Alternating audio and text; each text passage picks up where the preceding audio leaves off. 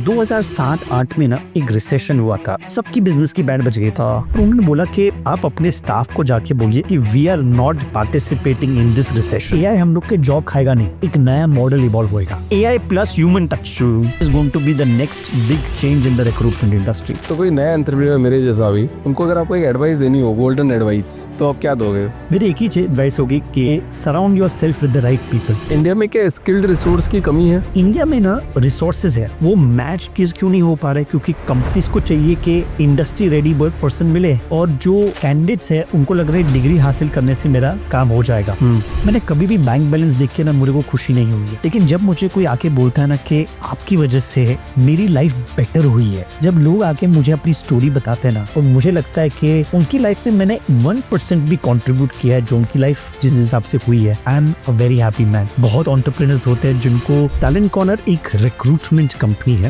जो पिछले 23 साल से ऑपरेशन में है। 23 साल से हमने अभी तक ऑलरेडी 3,500 से भी ज्यादा क्लाइंट्स के साथ काम किया है। 30,000 से भी ज्यादा हम लोग ने रिक्रूटमेंट्स किए हैं, और इसकी खासियत ये है कि हम लोग पूरी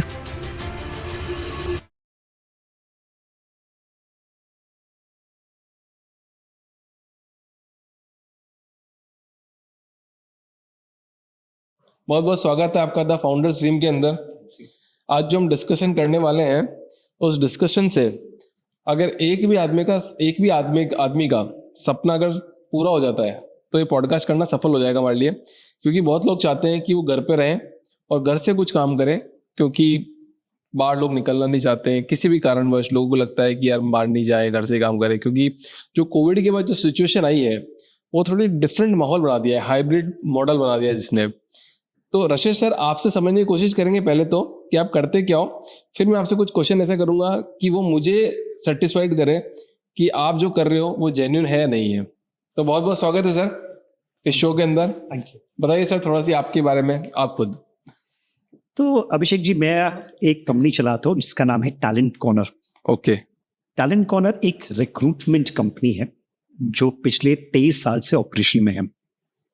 23 साल से, राइट। तो हमने अभी तक ऑलरेडी 3,500 से भी ज्यादा क्लाइंट्स के साथ काम किया है, जो ज्यादातर एमएसएमई इंडस्ट्री में ज्यादा है। मोर देन 30,000 से भी ज्यादा हम लोग ने रिक्रूटमेंट्स किए हैं। और इसकी खासियत ये है कि हम लोग पूरी फ्रेंचाइज मॉडल से ऑपरेट करते हैं। हमारे पास 90 से भी ज्यादा फ्रेंचाइज पार्टनर्स है जो हमारे साथ घर पे बैठ के काम करते हैं। कोई टेंशन नहीं, घर पे बैठ के काम करिए। आपके पास एक laptop, mobile phone, internet connection और 5 घंटे का टाइम होना, तो आप ये बिजनेस कर सकते हैं। वाह। तो इस हिसाब से हम लोग ने बिजनेस किया है और काफी अच्छी सफलता भी पाई हुई है। रशेश जी, 23 साल किसी इंडस्ट्री में देना अपने आप में एक बहुत बड़ी बात है। लोग बोलते हैं ना, गुड़ते पड़ते महादेव तो सब बन जाते हैं। मतलब इतना मेहनत अगर कोई करे तो एक सक्सेसफुल मुकाम तक पहुंच ही जाएगा। और ट्रस्ट की अगर बात करें तो अगर 23 साल से कोई कंपनी अगर मार्केट में है, तो इसका मतलब ट्रस्ट तो होगा ही होगा 100%। मुझे ये बताओ सर कि आप रिक्रूटमेंट में कैसे आए 23 साल पहले? तो ये एक मजबूरी थी। मजबूरी से आया? हाँ। तो जब मैं 20 साल का था ना, तब एक कैट सीईटी के एग्जामिनेशन जैसे सब यंगस्टर्स देते हैं, मैंने भी दे दी। ओके। अब स्कोर तो अच्छा है नहीं, तो मैंने बोला अभी क्या करूं, तो जाके नौकरी ढूंढना चालू कर दिया। ओके। अब 6,000 की सैलरी वाली नौकरी मिले। आपको 6,000 की सैलरी? 6,000 की सैलरी की नौकरी। अब 6,000 में क्या होएगा किसी का? मैंने बोला चलो अब पढ़ाई करने के लिए अब्रॉड चले जाते हैं। तो वहां पे एक ट्राइडेंट होटल में एग्जीबिशन लगा था अब्रॉड वाली इंस्टीट्यूट का, और तब ना अब्रॉड जाना इतना कमर्शियल नहीं हुआ करता था। तो सब लोग बोले आपको एक्सपीरियंस होना चाहिए, तो ही आप हमारे में इंस्टीट्यूट में आ सकते हो। ठीक है। एक्सपीरियंस भी नहीं था, राइट। तो क्या करें? अब 2-3 महीने निकल गए, तो पापा गुजराती बिजनेसमैन, तो बोले हो गया बस तेरा, अब लग जा धंधे पे। ओके। और उसी से वो बिजनेस ज्वाइन हुए। और जो ये बिजनेस तो पहले लॉस मेकिंग था, पापा का एक्चुअली इंश्योरेंस में बिजनेस है। इंश्योरेंस में, ठीक है। तो ये बिजनेस उन्होंने खाली शौक से चालू किया, तो लॉस मेकिंग था। रिक्रूटमेंट वाला बिजनेस, मतलब फादर ने 2002 में चालू किया था। 2004 में मैंने ज्वाइन किया। तब ये बिजनेस लाइक ऐसे पापा का इच्छा था कि बंद कर देंगे क्योंकि कुछ हो नहीं रहा है इससे। मैंने बोला ठीक है मुझे दे दो, मैं देखता हूँ क्या हुआ। और 1 साल के अंदर प्रॉफिट मेकिंग कंपनी हो गया और उसके बाद पीछे मुड़ के नहीं देखा। थोड़ा और सरल भाषा में समझाओ ना कि मतलब आपके साथ क्या, मतलब आप क्या करोगे कोई आपके साथ जुड़ेगा तो अगर यानी कि आप पूछते कोई फ्रेंचाइजी जुड़ेगा तो क्या करेंगे या कोई कैंडिडेट कोई भी मतलब फ्रेंचाइजी, आप जो आप फ्रेंचाइजी मॉडल की बात कर रहे हो, जैसे मान लो अभिषेक व्यास की बात करें तो अभिषेक व्यास जैसे लाखों लोग हैं, करेक्ट। तो अभिषेक व्यास आपके साथ जुड़ रहा है, क्यों जुड़ेगा आपके साथ, ऐसा आप क्या दे रहे हो और मुझे मिलेगा क्या?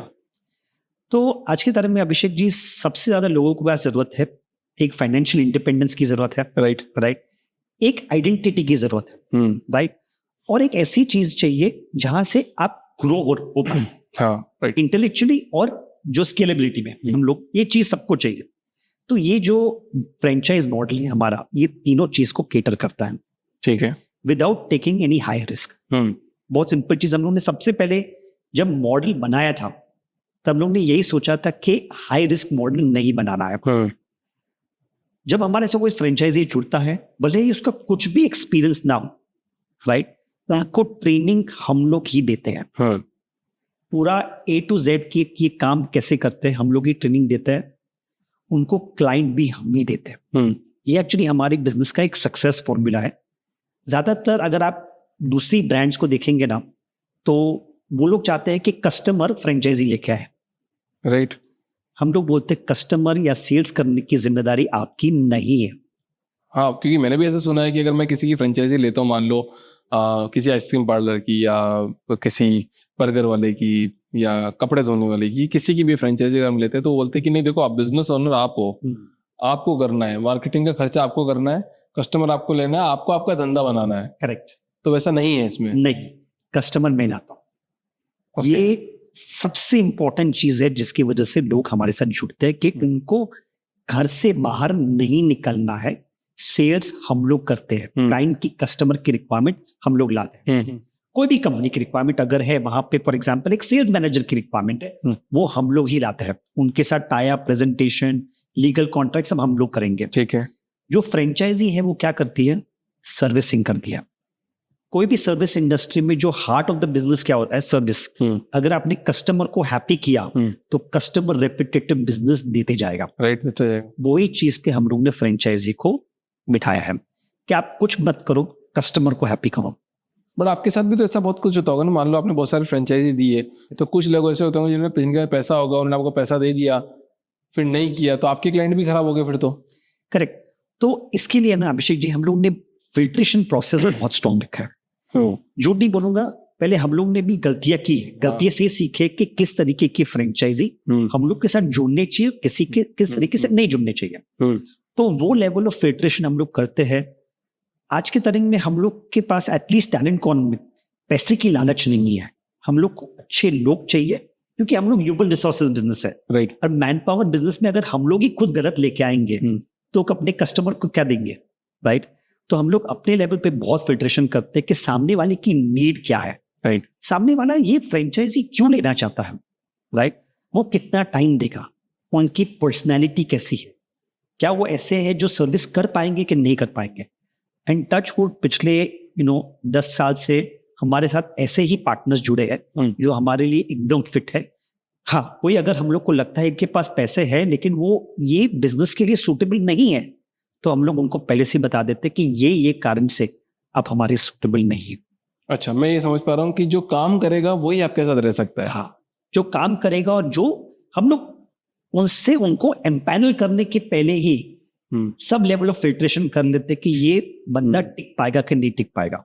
हाँ, ऐसा भी कभी होता है कि कुछ लोग ऐसे भी हो जाते हैं कि नहीं टिक पाए, मतलब नहीं कर पाए काम, but that is a part of the journey. थोड़ा तो रिस्क उनको भी लेना है, थोड़ा रिस्क हमें भी लेना है, लेकिन आज के तारीख में टच वुड 90% से भी ऊपर की रिटेंशन रेशियो हमारे पास है।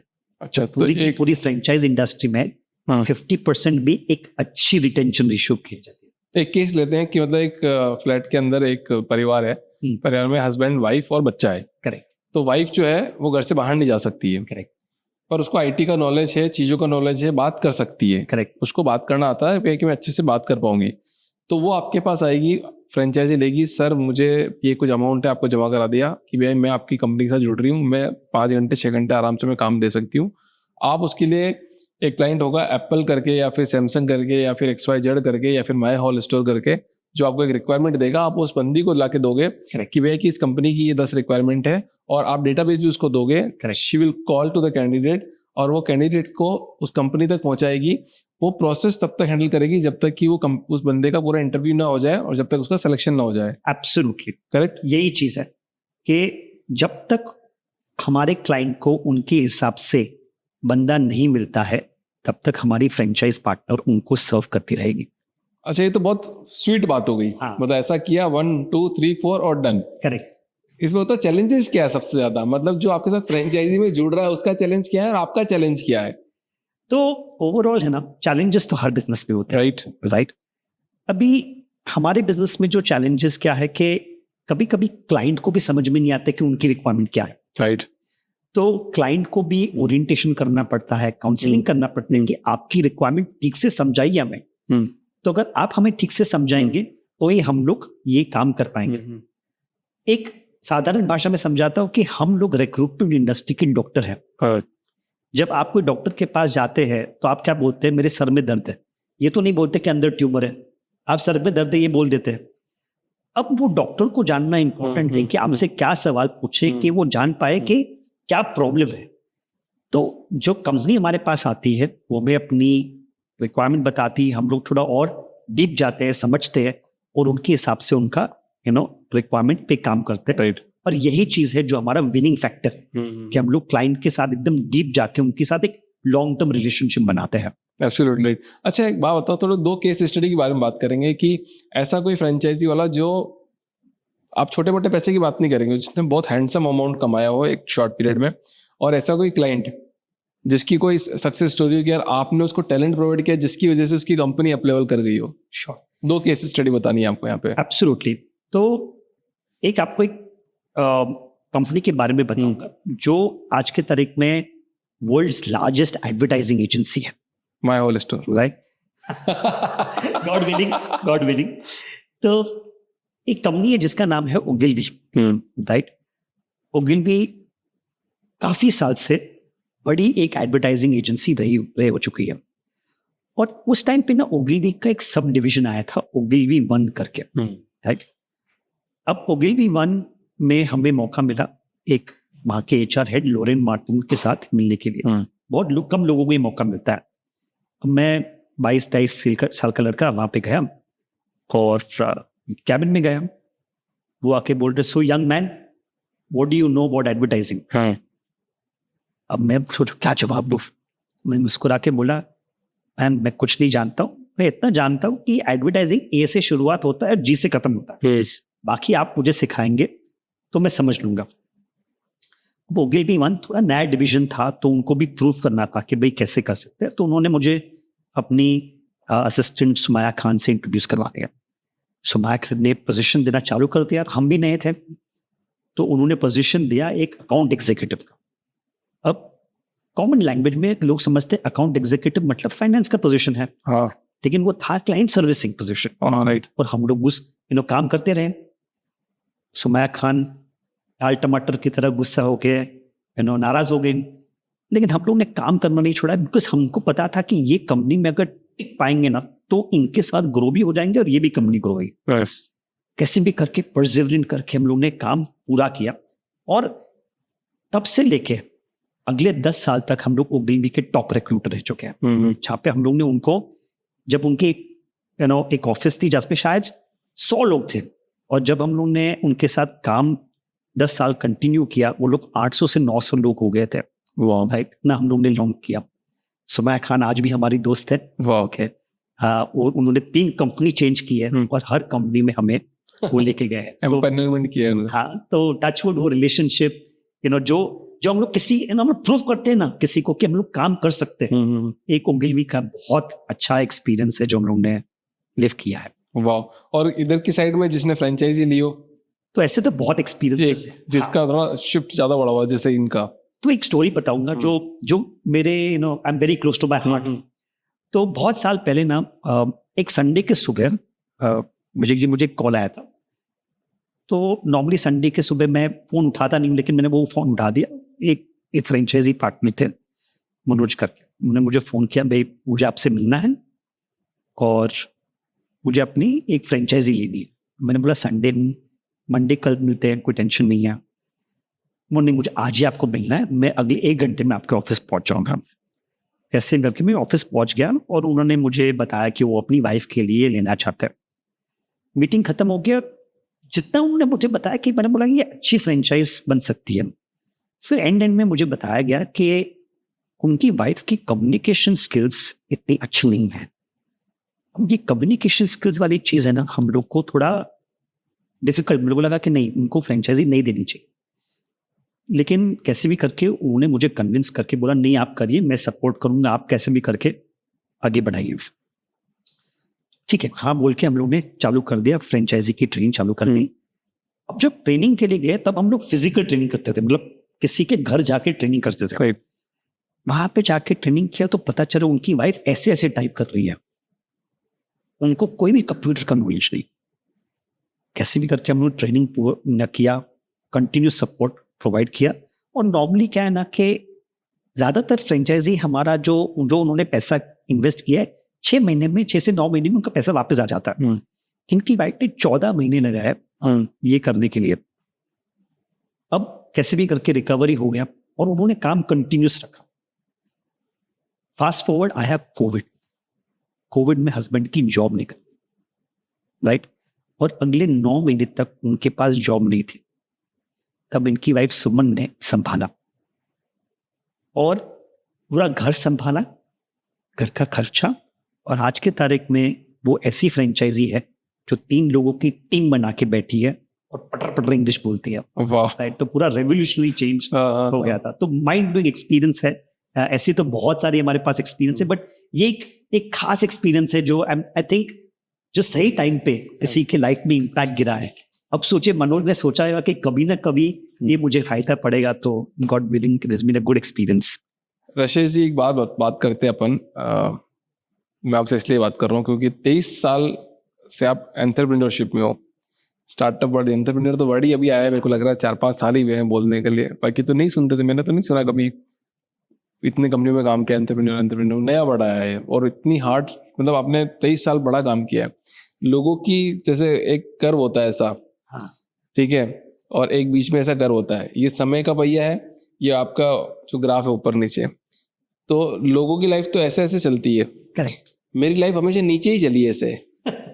जब से मैंने काम किया तब से वो नीचे नीचे ही चली है। तो बहुत हार्ड फेज होता है जिसको सहन करना पड़ता है। 23 सालों में आपके साथ भी अप डाउन हुए होंगे, तो वो चैलेंजेस क्या क्या आए थे और कैसे उसको हैंडल किए गए? तो चैलेंजेस तो बहुत आते हैं जब हम लोग एक बिजनेस चलाते हैं ना, तो आई थिंक चैलेंजेस की कोई कमी रहती नहीं। स्पेशली हम लोग तो पता है कि हर 4-5 साल पे कोई रिसेशन आता है या कोई वॉर हो जाती है जिसकी वजह से पूरा टेस्ट वेज हो जाता है। एक एक्सपीरियंस बताऊंगा आपको अभिषेक जी के 2007-8 में ना एक रिसेशन हुआ था और लोगों खतरनाक रिसेशन हुआ था, मेरे को पता है, याद है। करेक्ट, सबकी बिजनेस की बैंड बच गई थी। राइट, अब हम लोग तो कोई 30 मार खान थे नहीं, तो हम लोग को भी मोरल डाउन थे। पूरी रिक्रूटमेंट इंडस्ट्री सोच रही क्या करना चाहिए, सब लोग सोच रहे कुछ कैंडिडेट से चार्ज करते हैं। ये सब मेरे माइंड में वो था नहीं कि भाई, मेरे को लगता है कि कैंडिडेट से चार्ज करना एक अनएथिकल प्रोपोजिशन है। तो एक नॉलेज गुरु थे, मोटिवेशनल स्पीकर, उनका मैंने एक रिकॉर्डिंग सुना और उन्होंने बोला कि आप अपने स्टाफ को जाके बोलिए कि we are not participating in this recession. ये रिसेशन भले है लेकिन हम लोग इसमें पार्टिसिपेट नहीं करने वाले हैं। वो मेरे माइंड में बैठ गया। मैंने बोला कि चलो बिजनेस तो नहीं आ रहा है लेकिन रिलेशनशिप्स बना सकते हैं। करेक्ट। तब मैंने एक चीज सीखी कि अगले 3 महीने तक एक एक क्लाइंट को जाके मैं मिला हूं, उनके साथ सुबह से लेकर शाम तक 6 कप कॉफी पियो ना, उनके पास काम है ना हमारे पास काम है। तो ये रिलेशनशिप बना के, तब कुछ काम नहीं आ रहा था, ठीक है यही कर लेते। जैसे 3 महीने 6 महीने के बाद रिसेशन खत्म हुआ तो भरपूर काम आ गया। तो ये जो डाउन है इसके बाद अप भी आ गया, बिकॉज हम लोग ने जो सही चीज सीखा, फास्ट फॉरवर्ड ये प्रोसेस, हमारा जो रिलेशनशिप बेस्ड प्रोसेस था वो हमने कंटिन्यू भी किया, राइट। अब आता है दूसरे जो चैलेंज आता है जो हम लोग सबने फेस किया, कोविड का चैलेंज। कोविड का चैलेंज में ना ये हमारे लिए सबसे बड़ा चैलेंजिंग टाइम था, क्योंकि ये सबको टेस्ट कर रहा था। हर बिजनेस की को लग रहा था कि मैं कैसे सर्वाइव करूं। जितना हम लोगों ने सीखा था 2 रिसेशन में, 2007 और 2011 के रिसेशन में, हम जगह रिलेशनशिप बेस्ड संभाल के रखो, अपने क्लाइंट को बोलो मत। तो हम लोग हर क्लाइंट को हर हफ्ते कैसे हो, कैसे नहीं हो, कुछ कर सकते हैं आपके लिए, भले वो बिजनेस दे या ना दे, वो करते थे। और हम लोग को पता नहीं था कि ये करके क्या फायदा होगा, लेकिन हम लोग ने वो किया।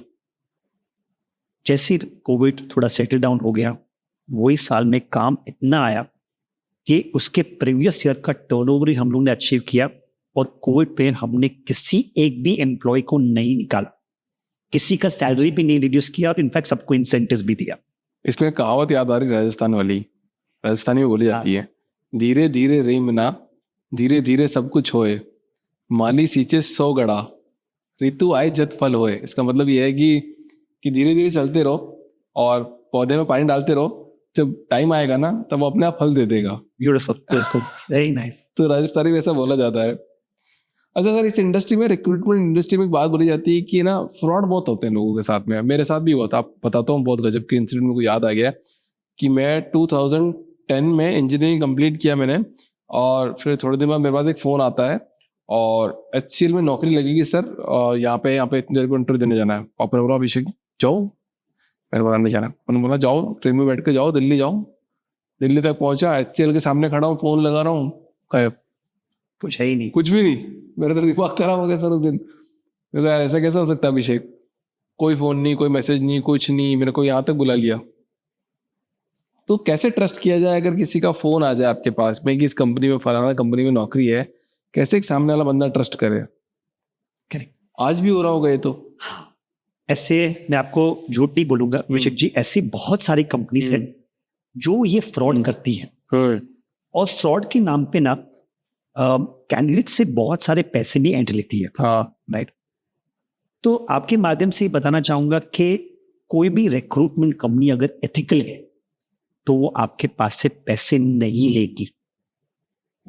आपको पैसे देने की जरूरत नहीं है, क्योंकि हमें कौन पैसा देता है? कंपनी पैसे देती है। तो सबसे पहले किसी को भी पैसा मत दीजिए। कोई भी रिक्रूटमेंट कंपनी के साथ जोड़ने के पहले उसके बारे में रिसर्च करिए कि उनकी बैकग्राउंड क्या है, कितने साल से काम कर रहे हैं, वो जुड़िए, देखिए पूरा। और जब आपको लग रहा है कि नहीं ये क्रेडिबल कंपनी है, तो उनके साथ एक ऑब्जर्व करिए कि वो आपके साथ कैसे बिहेव करते हैं, आपको कितना कम्युनिकेशन दे रहे हैं, नहीं दे रहे हैं।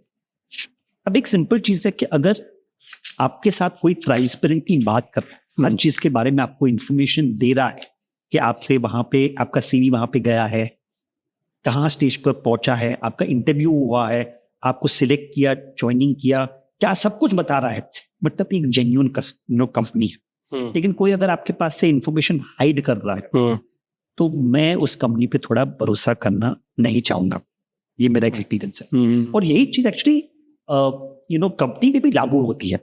आज के तारीख पे बहुत सारी कंपनी डरती है कोई रिक्रूटमेंट कंपनी को काम देते हुए, राइट, क्योंकि उनको लगता है कि ये कोई कंपनी ऐसी तो नहीं है जो बाहर जाके फ्रॉड कर लेगी मेरे नाम पे।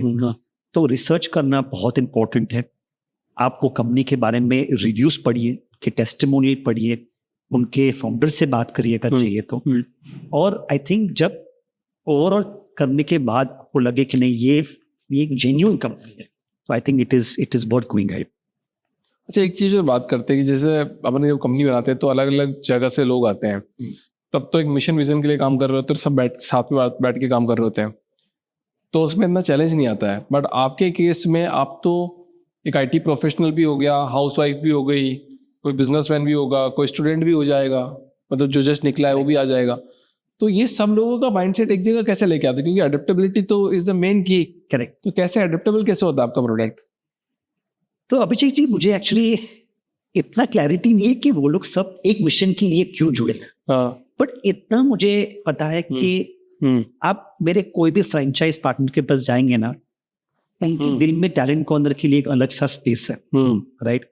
वो लोग एक कॉमन कॉज से जुड़े हैं कि हम लोग को टैलेंट कॉर्नर को एक अच्छी रेप्यूटेबल एथिकल ऑर्गेनाइजेशन बनाना है। कुछ कुछ फ्रेंचाइज पार्टनर का इस बिजनेस में शायद मेरे से भी ज्यादा ओनरशिप है, बिकॉज वो लोग दिल से इसके बारे में सोचते हैं, राइट। आई थिंक ये क्यों हुआ है, क्योंकि जब हम लोग एक रिलेशनशिप बनाने की कोशिश करते हैं, हम लोग बताते हैं कि भाई हम लोग कोई 30 मार खान नहीं, हम लोग एक्चुअली आप ही की तरह एक कॉमन इंसान है, हम लोग की लाइफ में भी अप्स एंड डाउन आते हैं, लेकिन ट्रांसपेरेंटली उनके साथ काम करते हैं, तो ये बहुत इंपॉर्टेंट है। दूसरी चीज, मैंने एक चीज देखी है कि अगर आप पैसों के बारे में एकदम क्लियर रहे तो लोगों का आपके ऊपर भरोसा बढ़ता है, हमेशा बढ़ता है, हमेशा बढ़ता है। अच्छा, तो फिक्स्ड कॉस्ट, वो जो एक दो तरह की शॉप होती है यहाँ पे, यही इसी को यहाँ पे थोड़ा सा आगे डाइवर्जन करते हैं कि दो तरह की शॉप होती है। वहाँ पे लिखा होता है फिक्स्ड कॉस्ट, मतलब फिक्स्ड प्राइस, और दूसरा लिखा होता है 10% 20% डिस्काउंट। तो क्या लगता है वो customer fixed cost fixed price वाले पे ज्यादा जाता है या डिस्काउंट वाले पे ज्यादा जाता है? तो हर एक तरह के कस्टमर्स होते हैं, कुछ लोग डिस्काउंट के पीछे भागते हैं, लेकिन मेरे हिसाब से जो सही कस्टमर है ना, वही है जो प्राइस के बदले वैल्यू देखे कि इसमें मुझे वैल्यू क्या मिल रहा है। और आई थिंक बिजनेस में अगर कोई वैल्यू देखे ना, वो ज्यादा इंपॉर्टेंट है वर्सेस कॉस्ट देखे। मैं एक चीज बताऊंगा कि मैं सस्ता नहीं हूँ 100%, राइट, और मैं सस्ता होना भी नहीं चाहता, क्योंकि मैं वैल्यू प्रोवाइड करना चाहता हूँ, that is the more important. अच्छा, किसी ने आपसे ये सवाल किया है क्या आज तक कि जॉब्स हैं बहुत सारी, कंपनीज भी है बहुत सारी, कैंडिडेट भी है बहुत सारे, तो फिर रिक्रूटमेंट फर्म का क्या काम?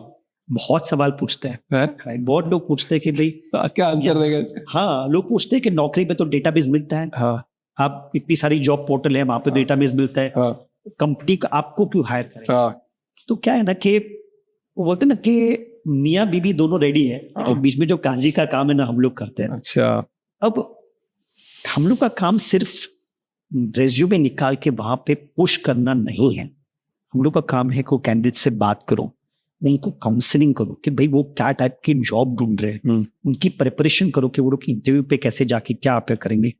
उनको ये भी बताना है कि भाई आप कहाँ पे अपनी स्किल्स इंप्रूव कर सकते हो। कस्टमर को बताना है कि भाई आपकी एक्सपेक्टेशंस ये है, लेकिन अगर आपको मार्केट पे ये नहीं मिलेगा तो आपको एक्सपेक्टेशन चेंज करनी पड़ेगी, राइट। ये देखिए कि बंदे में राइट एटीट्यूड है या नहीं है, राइट। अगर आप भी जानते हैं कि अगर एटीट्यूड सही है तो थोड़ा ट्रेनिंग करके स्किल इंप्रूव करके सब काम हो जाता है, सब काम हो जाता है। तो यही मॉडल है, इसीलिए रिक्रूटमेंट कंपनी होती है कि कल्चरल फिट देखे, एटीट्यूड फिट देखे, कि ये बंदे को जेन्युइन इंटरेस्ट है कि नहीं देखे, ये हमारी कंपनी पर ग्रो कराएगा कि नहीं कराएगा ये देखे। तो यही रिक्रूटमेंट कंपनी का काम। आपके हिसाब से 23 साल का करियर हो गया आपका भी, आपने क्या देखा कि जो एक्सपीरियंस गया होता है वो कम काम करता है और जो नया बंदा होता है वो ज्यादा काम करता है? डेफिनेटली है, डेफिनेटली। जो मैं ऐसा नहीं बोलता हूँ कि एक्सपीरियंस वाले काम करते हैं, सच बता रहा सर, सच बता रहा, देखो एक्चुअली ना अभिषेक जी, एक्सपीरियंस वाले को ना हम लोग क्या करते हैं वही काम घड़े घड़े करवाते हैं, हाँ, राइट। एक्सपीरियंस का मतलब है उनको चैलेंज कर, हाँ, उनको बड़ा काम, हाँ, राइट। अगर कोई बंदा 3 साल से एक ही काम कर रहा है तो बंदा को एंथुसियाज्म कैसी रहेगी? अगर आप उसको अलग चैलेंज दोगे, अलग काम दोगे, उसको बड़ा रोल दोगे, तो वो और भी अच्छा काम करेगा। हाँ, ये हुई कोई बात। और उनको वो जो जूनियर लोग हैं, जो फ्रेशर्स है, जो एक्चुअली जिसके अंदर जज्बा है कुछ करने के लिए, सीखने के लिए, ताको उनका काम दे दीजिए और इनको ग्रो कराइए। Absolutely, right. लोग ज्यादातर एक्सपीरियंस में कहाँ अटक जाते हैं और क्यों रिडंडेंट हो जाते हैं, मतलब उनको हम लोगों को लगता है कि वो काम नहीं करेंगे और या नहीं कर रहे हैं क्योंकि हम लोग उनको चैलेंज ही नहीं कर रहे हैं। नितिन, अच्छा कल से बड़े वीडियो बनाना, मेरे खास आदमी 3-4 साल से सेम काम कर रहा है, मेरे को देख के लग रहा है अभी। हाँ, तो that is the thing. तो एक सर, अभी जैसे एआई का बहुत बोलबाला आ गया है, तो एआई आपको हेल्प कर रहा है या नहीं कर रहा है? तो मेरे लिए ये सबसे ग्रेट थिंग है जो हो रहा है। क्यों है और कैसे है? तो हम लोग की रिक्रूटमेंट कंपनी में हम लोग को क्या अच्छा लगता है अभिषेक जी? लोगों से बात करना, लोगों से रिलेशनशिप बनाना, एक ह्यूमन टच जो एलिमेंट है हम लोग को करना अच्छा लगता है। अब कभी कभी कुछ चीजें हमारे काम में जो एक मैन्युअल वर्क थी टेक्नोलॉजी वाइज, स्क्रीन रेज्यूमे छाटना, मेंटेन करना डेटाबेस, पहले लेवल ऑफ फिल्ट्रेशन करना, धीरे धीरे करके ना एआई इसको रिप्लेस कर देगा, राइट। ऑलरेडी कर रहा है एआई, ज्यादातर तक सब कुछ कर रहा है, राइट। और इससे और इम्प्रूवमेंट होगा। तो आगे जाके क्या चेंजेस होने वाले हैं कि जो रिक्रूटर्स है ना, हमारे जैसे लोग हैं, वो बेटर एफिशिएंट होने वाले हैं, राइट? वो लोग अपना काम इवन बेटर करने वाले हैं। और फ्यूचर कैसे होने वाला है, एआई हम लोग के जॉब खाएगा नहीं, एक नया मॉडल इवॉल्व होएगा। नई चीज आ जाएगी। हाँ, AI plus human touch, AI plus human touch is going to be the next big change in the recruitment industry, ये मेरा मानना है। So I am very excited about AI. Sir आपका एक्सपीरियंस बहुत रिच है, ठीक है, क्वालिटी है, गोल्डन है। तो कोई नया एंटरप्रेन्योर मेरे जैसा भी और मेरे जैसे लाखों लोग, उनको अगर आपको एक एडवाइस देनी हो, गोल्डन एडवाइस, तो आप क्या दोगे? मेरी एक ही एडवाइस होगी कि जो मैंने खुद एक्सपीरियंस किया है, surround your self with the right people. आपके आजू बाजू कौन लोग हैं जो आपके ऊपर इन्फ्लुएंस रखते हैं, वो सही लोग होने चाहिए। अगर बड़ी आप बात करो। हाँ, अगर आप ऐसे लोगों के साथ घूम रहे हो जो खुद ही नेगेटिव है, जो खुद ही आगे बढ़ा नहीं सोच रहे हैं, तो वो लोग आपको एक सही डायरेक्शन में नहीं लेके जा पाएंगे। मेरा एक ग्रुप है, हाँ, जो हम लोग बोलते हैं लाइक माइंडेड एंटरप्रेन्योर्स। ये एक 6 एंटरप्रेन्योर्स का ग्रुप है जो एकदम हाई ड्रिवन है, कोई भी चीज में नेगेटिव बात नहीं करनी है। और हर महीने के फर्स्ट संडे को हम लोग ब्रेकफास्ट में मिलते हैं, राइट, कंपल्सरी। और जब हम लोग मिलते हैं, हम लोग आइडियाज के बारे में बात करते हैं, हम लोग एक दूसरे को चैलेंज करते हैं, और इससे हम लोग को बहुत ज्यादा प्रोग्रेस मिला है। टचवुड, इस साल हम लोग स्टैनफोर्ड में सिलेक्ट हो चुके हैं, जो आज के दिन में वर्ल्ड की सबसे बड़ी इंस्टीट्यूट है। और आई थिंक ये सिलेक्शन होने का कारण इसीलिए दैट ये लोग ने मुझे इंस्पायर किया, मेरे लाइक माइंडेड ग्रुप ने मुझे इंस्पायर किया है कि नहीं, और बड़ा सोच, और डीप सोच, और ये कंपनी को और आगे लेके जा। और ये लोग सोचते हैं कि ना, हम लोग कैसे पूछते हैं कि जब एक डिस्कस होता है आइडिया के बारे में, हम लोग ये सोचते हैं कि ये क्यों नहीं करना चाहिए, राइट? या फिर हम लोग पहले नेगेटिव सोचते हैं। ये जो ग्रुप है मेरा, ये बोलता है कि ये क्यों नहीं होना चाहिए पता, पहले पॉजिटिव सोचो, नेगेटिव के बारे में सोचो ही मत। That is the power of having the right people around you. Sir actually आप ना देखो, आप कहते हो, आप बहुत आसान शब्दों में बहुत बड़ी बात रहे हो कि लाइक माइंडेड पीपल आपके पास होने चाहिए।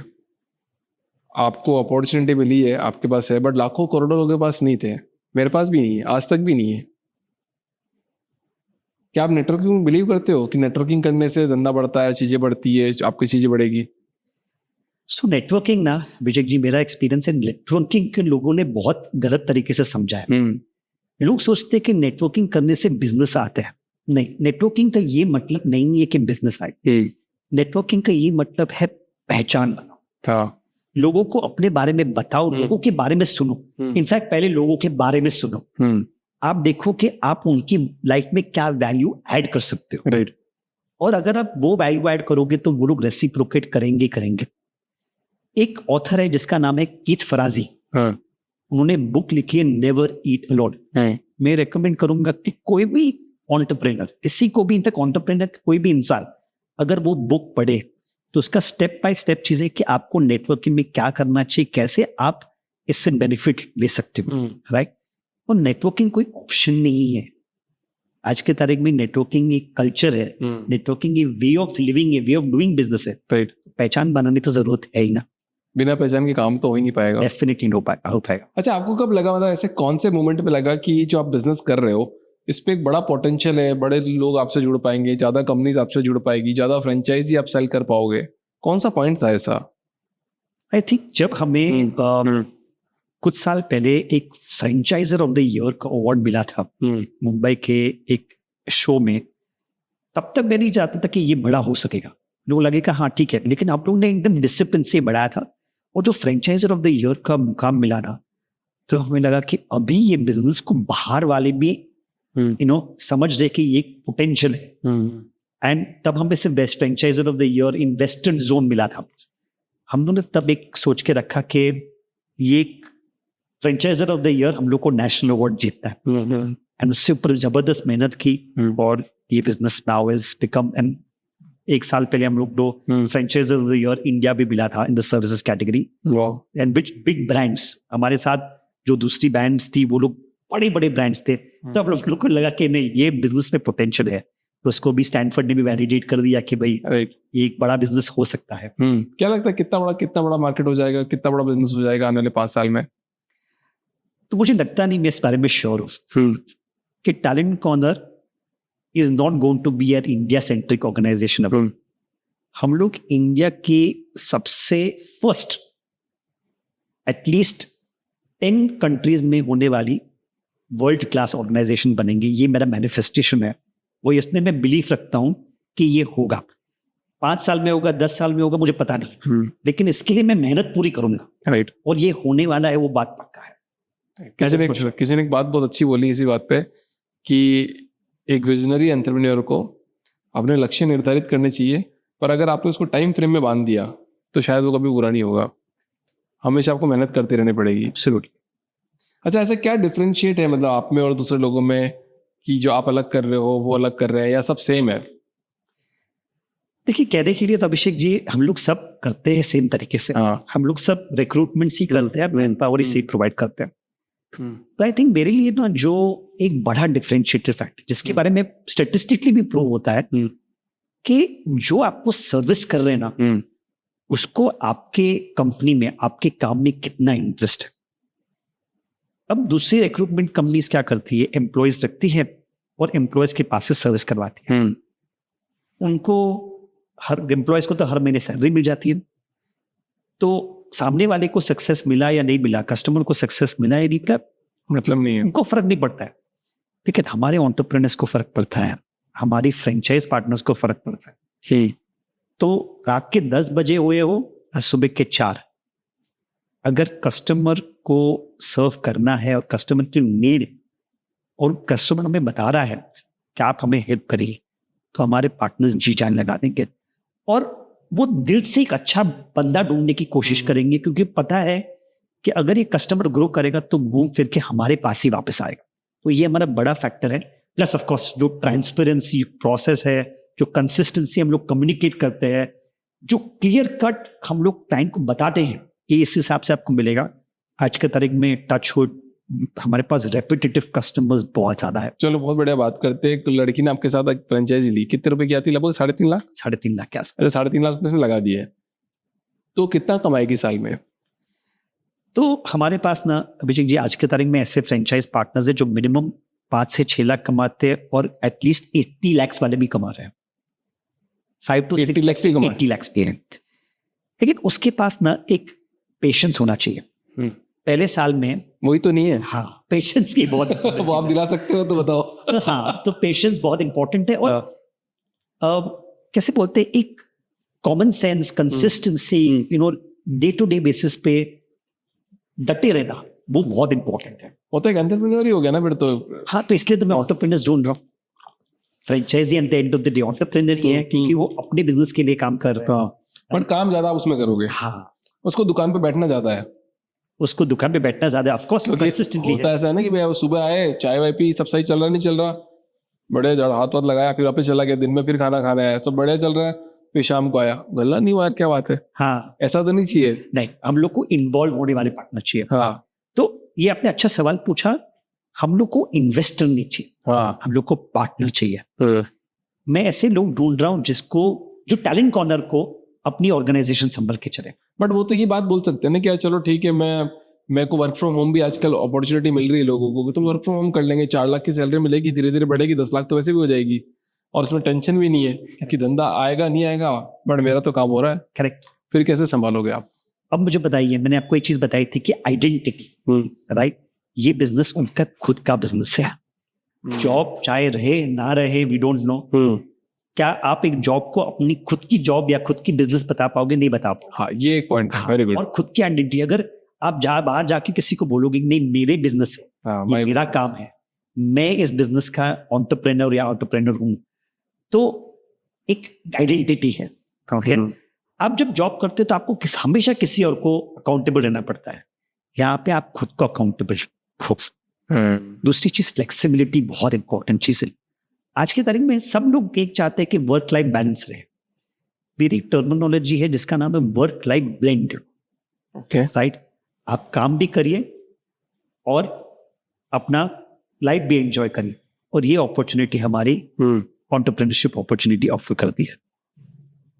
कोई स्पेशल हाईलाइट देना चाहते हो आपकी फ्रेंचाइजी के बारे में, जो बहुत मतलब यूनिक सेलिंग पॉइंट जिसे बोलते हैं अपन, इंग्लिश भाषा में? आई थिंक एक ऐसा मॉडल है जो किसी को भी रिस्ट्रिक्ट नहीं करता है, बैरियर फ्री अपॉर्चुनिटी है। आपकी कोई भी तरीके से सोच रिस्ट्रिक्ट नहीं हो सकती। आप जितना बड़ा सोचे, जितना बड़ा करना चाहे, ये कर सकते हैं। यहाँ पे कोई लाइसेंसेस नहीं है, कोई गवर्नमेंट एडिशनल नॉर्म्स नहीं है, बहुत बड़ा गवर्नमेंट की बात ही नहीं, इन्वॉल्वमेंट ही नहीं है, कुछ ही नहीं है। तो आप बेफिक्र हो कि आपको कितनी मेहनत डालनी है, आपको किस हिसाब से करना है, बिजनेस को कौन से डायरेक्शन में लेके जाना है, आप डिसाइड कर सकते हो। और ये बहुत कम अपॉर्चुनिटीज ये ऑफर करती है। मतलब आप कह रहे हो 3.5 लाख रुपए लगा क्या 1 करोड़ तक भी कमाया जा सकता है? लोग कमा भी रहे, लोग कमा भी रहे। मेरे एक फ्रेंचाइजी ने मुझे पूछा था कि सर ऐसी कौन सी बिजनेस है, हमारे माना एक हर साल पे एक साल का 1 करोड़ का बिजनेस बना सकते हैं? बना सकते हैं, क्यों नहीं बना सकते? आप करवा के दोगे? हाँ, करवा सकते हैं, 100% करवा सकते हैं, लेकिन सामने वाले में मेहनत करने की क्षमता होनी चाहिए। जान लगा देंगे सर 1 करोड़ कमाने के लिए, बनाने को उसको टीम बनाना पड़ेगा, सब कुछ करना पड़ेगा, लेकिन फिर 1 करोड़ अपने आप नहीं बनते, उसके लिए मेहनत करनी पड़ती है। राइट, तो वो बहुत इंपॉर्टेंट चीज है। और इनफैक्ट ये सोचने की जरूरत है अभिषेक जी के हमारे वहां में ना 3.5 लाख का इन्वेस्टमेंट है, और इसमें ना हर साल एक डेटाबेस का हम लोग लेना पड़ता है जिसका लगभग 80,000 से लाख रुपए का इन्वेस्टमेंट आता है। आज के तारीख में ऐसी कौन सी बिजनेस है जो 80,000 और लाख रुपए के इन्वेस्टमेंट में ऐसा पोटेंशियल देती है कि आप उसको 1 करोड़ तक लेके जा सकते हो? हाँ, 1 करोड़ बनाना आसान नहीं है, लेकिन 10, 15, 20 लाख तो बनाना बहुत आसान है। चलो 1 करोड़ कमाना अगर किसी को, तो उसको कितने रिक्रूटमेंट कराने पड़ेंगे बताओ ऑन एन एवरेज साल भर में? इनको रिक्रूटमेंट नहीं, वैल्यू ऑफ रिक्रूटमेंट बनाना पड़ेगा। ओके, कितने तो अगर वो मिड लेवल रिक्रूटमेंट के अगर समझ लीजिए कि पूरे साल में 50 से लेके 75 तक रिक्रूटमेंट करा दे, ओके, जो मिड लेवल और सीनियर लेवल रिक्रूटमेंट है, तो 1 करोड़ पहुंच जाएंगे। वाह, करते हैं सर इस बिजनेस को, मैं भी करता हूँ। आज एक फ्रेंचाइजी लेके मैं भी डाल देता हूँ, चेक करते थे कि कैसे कर सकते हैं। नॉट बिग इन्वेस्टमेंट बट कर सकते हैं काम। मेहनत तो मेरे को करनी है, मुझे तो कॉल करना नहीं है। आई थिंक 1 करोड़ में आपसे कमा लेता हूँ आज। बढ़िया है, आप यहाँ पे आ गए। अच्छा सर, अनएथिकल प्रैक्टिस के बारे में थोड़ी सी बात करते हैं कि आपकी कोई अनएथिकल प्रैक्टिस तो नहीं है ऐसी कि जैसे आपने मेरे को बोल दिया 3.5 लाख रुपए लूंगा, अगले साल फिर 2 लाख रुपए लूंगा, फिर 5 लाख लूंगा, और कमाएगा तो कमाएगा वो तेरे में, फिर आपने तो बोल दिया तो मेहनत तो कर नहीं रहे, पर पैसे तो दिक्कत हो गई ना सर। तो ये बहुत इंपॉर्टेंट क्वेश्चन है। बहुत लोग ये सोचते हैं कि भाई इसमें अनएथिकल क्या चीज है। इनफैक्ट बहुत लोग मुझे पूछते हैं कि इसमें कोई कंडीशंस अप्लाई तो नहीं है, कोई हिडन चीज तो नहीं है जो आप मुझे नहीं बता रहे। तो हम लोग ना विजय जी हर चीज लिखित में देते हैं। हम लोग का एक फ्रीक्वेंटली आज डॉक्यूमेंट्स है, उसके वीडियोस बनाए हैं हम लोग। इनफैक्ट हमारे प्रोस्पेक्ट्स हमको आके बोलते हैं आप हमारे बारे में सब रिसर्च कर, राइट। हमारा बैलेंस शीट देख लीजिए, आपको जानना है तो कितना फ्रेंचाइजी क्या कमाई है आपको वहां पे ट्रांसपेरेंटली दिख जाएगा। ठीक है, हम लोग जो आपने बताया था कि 3.5 लाख का इन्वेस्टमेंट है, उसमें से हमारी फ्रेंचाइजिंग फीस सिर्फ 2.5 लाख की, 2,65,500 इंक्लूडिंग GST। ये हमारी one time life time. Okay, बाकी तो जो है वो डेटाबेस का खर्चा है। अब अगर मुझे अनएथिकल प्रैक्टिस करनी होती थी तो मैं ये फीस हर साल लेता था, राइट। मैं इसी फीस हर साल नहीं लेता हूँ, क्योंकि मैं चाहता हूँ कि मैं तभी कमाऊं जब मेरी फ्रेंचाइजी कमाए। अब फ्रेंचाइजी जितना कमाएगी उतना मैं कमाऊंगा। That is the right. किसी ने बोला 1 और +1 1 नहीं होता है, 1 + 1 11 ही होता है हमेशा। आप सब कुछ खुद नहीं कर सकते हो। फिर अगर आपका जितना आपका जो पार्टनर है वो कमाएगा, तब जाके आपकी कंपनी मल्टीफोल्ड कमाएगी। आज के तारीख में मैं आपको बताऊंगा कि मैंने जब फ्रेंचाइजी मॉडल चालू किया था ना, तब हमारा टर्नओवर सब 1 करोड़ था। Okay, we have grown more than 15 times because of our model. मैं ये पूरा जो इसका क्रेडिट है ना हमारी फ्रेंचाइज पार्टनर को ही देता हूँ। मैं एक्चुअली स्पीकिंग मैं सिर्फ कंपनी को हेड करता हूँ, थोड़ा प्रोसेस सिस्टम्स करता हूँ, लेकिन हमारे जो फ्रेंचाइज पार्टनर्स है ना, इन्होंने ही ये कंपनी बनाई। ये पूरी क्रेडिट इनको ही दी जाती है। चाहे वो 9 साल पुरानी रोशिता KM हो या फिर नए वाले शीतल शारदा। ओके, ये ही हमारे पार्टनर्स है जो हमारी कंपनी को आगे लेके आए हैं और आगे लेके जाएंगे। सबसे पहले पार्टनर का नाम क्या है? सबसे पहले पार्टनर हमारे हैं रॉजर मिरांडा करके। ओके, वो पिछले 2011 में हमारे साथ जुड़े थे। ओके, अभी वो अपने फादर का बड़ा बिजनेस संभालते हैं, लेकिन सबसे एक्टिव पार्टनर है रोशिता करके, जो कोयम्बतूर से है। ओके, मुझे याद है कि जब मैं उनकी ट्रेनिंग करने गया था, उनका इतना छोटा सा बच्चा था, उन ऐसे बच्चे को पकड़ के ट्रेनिंग करवा रही थी, राइट। अभी मैं रिसेंटली मिला उनको, तो उनका बच्चा भी बड़ा हो गया है और 10th स्टैंडर्ड भी क्रॉस कर चुका है। तो ये जो जर्नी है वो एक एक्सपीरियंस है इसका। इसको एक स्निपेट पे या उसको पेपर पे नहीं डाल सकते कि एक एक्सपीरियंस है बाय इटसेल्फ। हाँ, रोज के अप डाउन, रोज की चीजें, रोज की खुशी, रोज का गम, अब से तब जाके चीजें बनती है। अच्छा, ये रिक्रूटमेंट इंडस्ट्री का फ्यूचर कैसा होने वाला है? क्योंकि कितनी रिक्रूटमेंट कंपनी में तो देखता हूँ, मतलब हर एक पत्थर मारो तो एक रिक्रूटमेंट कंपनी पे जाके गिरता है। सही बोल रहा हूँ क्या मैं? एब्सोल्युटली। आप इनफैक्ट ये बहुत सही बोल रहे हो कि बिकॉज रिक्रूटमेंट इंडस्ट्री में आज की तारीख में कोई बैरियर्स नहीं है। कोई भी अपनी रिक्रूटमेंट कंपनी रातों रात चालू कर सकता है। उसको सस्टेन करने के लिए प्रॉब्लम है, बिकॉज चैलेंजेस है उसमें। तो मुझे ऐसा लगता है कि धीरे धीरे करके क्या होगा कि रिक्रूटमेंट जो नंबर ऑफ कंपनीज है वो कम हो जाएगी, क्योंकि लोगों को समझ में आ जाएगा कि इसको सस्टेन करना चैलेंजिंग है। इनफैक्ट जब जीएसटी लागू हुआ उसके बाद भी नंबर ऑफ कंपनीज कम होगी, बिकॉज उसको स्ट्रक्चर्ड वे पे चलाना है। आज की तारीख में जो कंपनीज है वो भी यही चाहती है कि मैं एक्सपीरियंस लोगों के साथ ही काम करूं, जो ये मेरा काम पूरा कर सकते हैं।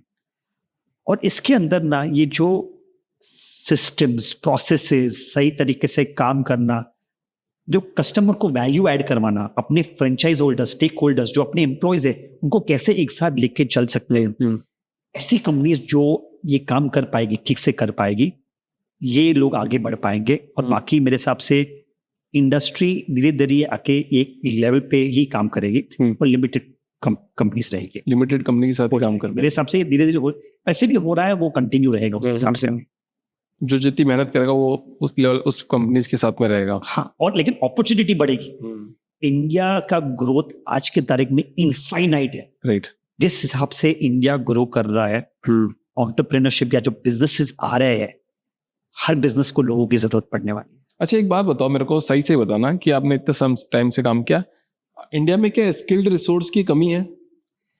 इंडिया में ना रिसोर्सेज है, हाँ, लेकिन वो मैच क्यों नहीं हो पा रहा है? क्योंकि कंपनीज को चाहिए कि इंडस्ट्री रेडी पर्सन मिले, और जो कैंडिडेट्स है उनको लग रहा है डिग्री हासिल करने से मेरा काम हो जाएगा। अब इनके ऊपर जो काम करना है दोनों जगह, वो बहुत इंपॉर्टेंट है। बहुत लोग इसके ऊपर काम ही नहीं कर रहे हैं। बहुत लोग कैंडिडेट्स को जाके बता ही नहीं रहे कि भाई आपको जॉब मिल सकता है, आपको अच्छा जॉब मिल सकता है, लेकिन आपको आपके स्किल्स के ऊपर काम करना है। सिर्फ डिग्री लेने से काम नहीं होने वाला है, आपको एक पेडिग्री बनाना पड़ेगा, राइट। एक अपने स्किल को इंप्रूव करना पड़ेगा, एक एटीट्यूड को बिल्ड करना पड़ेगा काम करने के लिए। और उससे आपसे कंपनी को भी बताने की जरूरत है कि भाई आप हर चीज एक्सपेक्ट मत करिए, राइट। अगर हम लोग सबको ग्रो करना है तो आपको ये फ्रेशर कम्युनिटी को लेना पड़ेगा, उनको चांस देना पड़ेगा।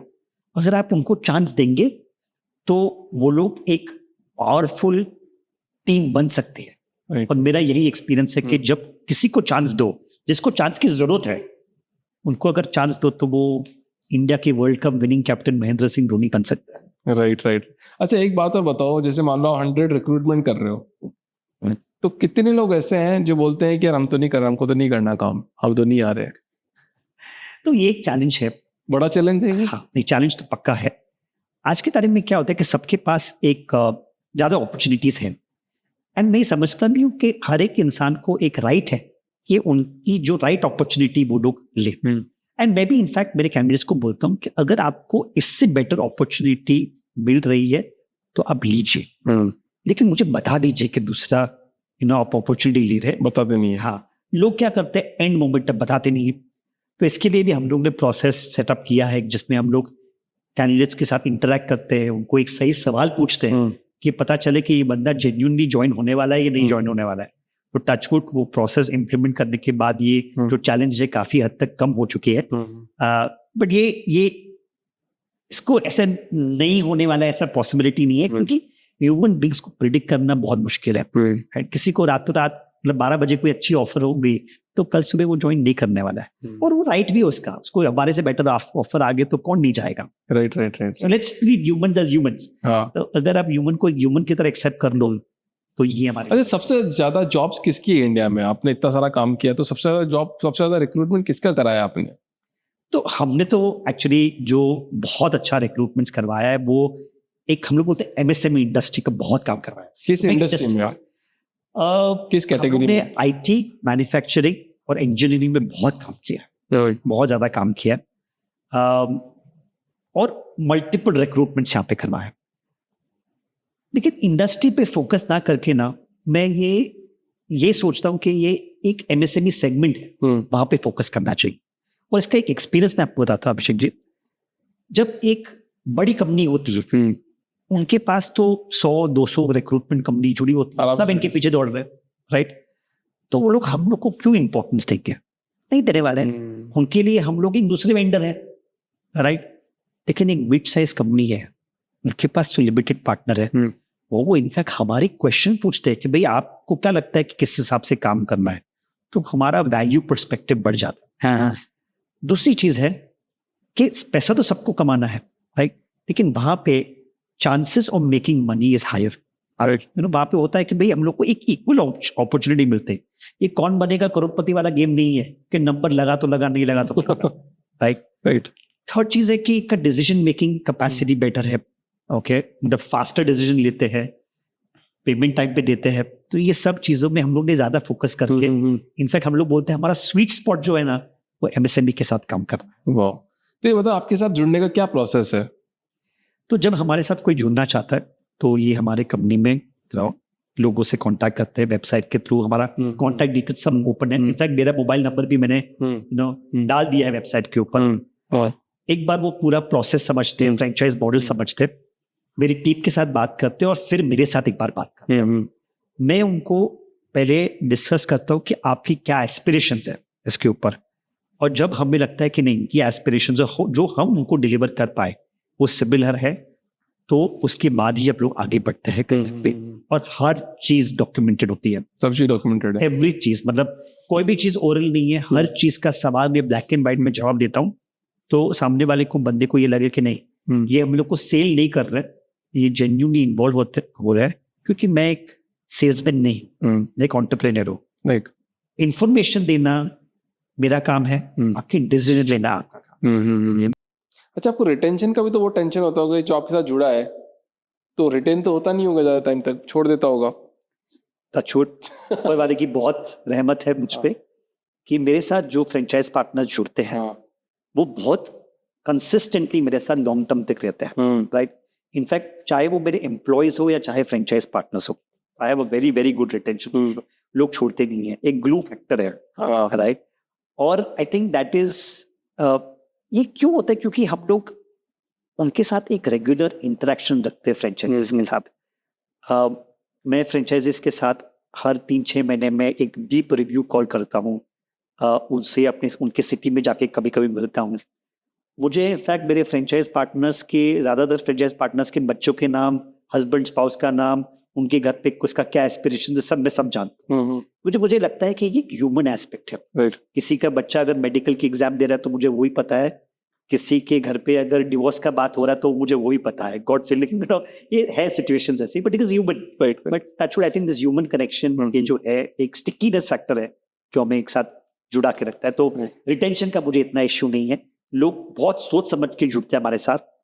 आई think that is the reason कि ये लोग हमारे साथ लॉन्ग टर्म तक रहते हैं। अच्छा, इंडिया में आप एक बात बता रहे थे, इंडिया में कितने स्ट्रक्चर्ड फ्रेंचाइजी वाले हैं? तो आज के तारीख में जो स्ट्रक्चर्ड फ्रेंचाइजी, मतलब जिसके मॉडल्स एकदम प्रोसेस ड्रिवन है, 15,000 से भी ज्यादा ब्रांड है। कंपनी चल रही है 15,000 से ज्यादा? 15,000 से ज्यादा ब्रांड्स, अच्छे ब्रांड्स। ओके, हाँ, सबके इन्वेस्टमेंट मॉडल्स डिफरेंट है। हम लोग एक लो इन्वेस्टमेंट मॉडल है, दूसरे की नो इन्वेस्टमेंट 10 लाख, 12 लाख, 15 लाख, करोड़ रुपए, 2 करोड़ रुपए भी होती है। हम लोग लो कैटेगरी में आते हैं, बट ऐसी स्ट्रक्चर जो हमारे तरह है प्रोसेस ड्रिवन, 15,000 से भी ज्यादा ब्रांड्स है। और अनस्ट्रक्चर्ड तो कितने ही होंगे पता नहीं। हाँ, अनस्ट्रक्चर्ड तो कितने ही होंगे, बट ये स्ट्रक्चर वाले इतने हैं। आपकी लाइफ का मोटिवेशन क्या है अपार्ट फ्रॉम कंपनी बनाना? मुझे लोगों की लाइफ में इम्पैक्ट करना है। क्यों करना है सर? सर लोगों को खुशी कहाँ मिलती है ये जानना बहुत इम्पोर्टेंट है। मैंने कभी भी बैंक बैलेंस देखे ना मुझे वो खुशी नहीं हुई, लेकिन जब मुझे कोई आके बोलता है ना कि आपकी वजह से मेरी लाइफ बेटर हो रही है, आपकी वजह से मेरी एक पहचान बनी हुई है, जब लोग आके मुझे अपनी स्टोरी बताते हैं ना, और मुझे लगता है कि उनकी लाइफ में मैंने 1% भी कंट्रीब्यूट किया है जो उनकी लाइफ जिस हिसाब से हुई है, I am a very happy man. Right. I sleep very peacefully. बहुत एंटरप्रेन्योर्स होते हैं जिनको जो प्रॉफिट के पीछे दौड़ते हैं, हर time balance sheet bank balance देखते रहते। आपने देखे ऐसे? हाँ, मैंने वो एक्चुअली कम शौक है टू बी ऑनेस्ट। ये देखना इंपॉर्टेंट है, वो मैं भी मानता हूँ, लेकिन मेरे लिए वो इतना इम्पोर्टेंट नहीं है। शायद बहुत एंटरप्रेन्योर्स सुबह आके अपना बैंक बैलेंस चेक करते हैं। अगर बताओ तो मैं हफ्ते में एक बार चेक करता हूँ कि क्या है। बहुत पैसा आपके पास। गॉड ऊपर, सो टच वुड, वो बोलते हैं ना कि अगर आप सही काम कर रहे हो तो पैसा अपने आप आने वाला है। टैलेंट कॉर्नर एक प्रॉफिट मेकिंग कंपनी है, हमें कभी भी कोई डेट की या कभी कोई भी जरूरत नहीं पड़ी है। We are a self sufficient company, right. तो आई थिंक जब सही काम करो तो पैसे अपने आप आते ही है। लोगों की लाइफ में इम्पैक्ट करो, वो बहुत राइट। राजेश जी, बहुत बढ़िया पॉडकास्ट। एक लास्ट मैसेज इन कैमरा जो आपके साथ जुड़ना चाहते हैं, वो आपके साथ क्यों जुड़ेंगे, कैसे जुड़ेंगे और क्या उनको मिलेगा कैमरा में? तो अगर आप अपना खुद की अपनी खुद की पहचान बनाना चाहते हैं, अपना खुद का बिजनेस चलाना चाहते हैं, एक फाइनेंशियल इंडिपेंडेंट पर्सन बनना चाहते हैं, तो आप डेफिनेटली हमारे साथ कनेक्ट करिए। ये एक मॉडल है जो आपकी लाइफ में डेफिनेटली इम्पैक्ट करेगा, एंड ये मेरी गारंटी है आपको। सर गारंटी दे दियो आप तो। वाह, ठीक है, तो एक मैं जुड़ जाता हूँ सर। उसको ट्रांसफर करो पैसे थोड़े जल्दी से। Thank you so much sir. Thank you. काफी मजा आया आपके साथ बात करके। Thank you so much for coming in this show. Thank you. ऐसे आप हमारा देखते रहे, लोगों को बताते रहे और हमारे शो में भी लोग आते रहे। Thank you so much.